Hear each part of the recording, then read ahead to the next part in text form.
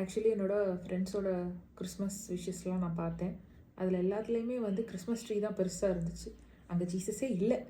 எல்லா இமேஜஸ்லேயுமே நான் பார்த்தப்போ அப்படி தான் இருந்துச்சு. ஸோ இந்த டேயில் we have to remember Jesus ஏன் பிறந்தார்.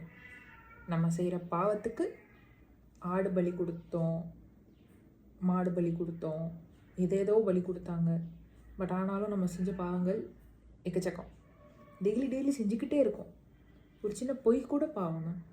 ஸோ இதெல்லாம் இருந்து நம்ம தப்பிக்கணும், நமக்கு வந்து ஹெவன் வேணும் அப்படின்னா, ஹெவன் போகணும் அப்படின்னா என்ன செய்யுது? அதுக்கு தான் ஜீசஸ் வந்தார். அவர் ஒரு பாவமே இல்லாத ஒரு மனுஷன் இந்த உலகத்தில் இருக்கிற எல்லா பாவத்தையும் சுமந்து அந்த சிலுவையில் மரிச்சார்.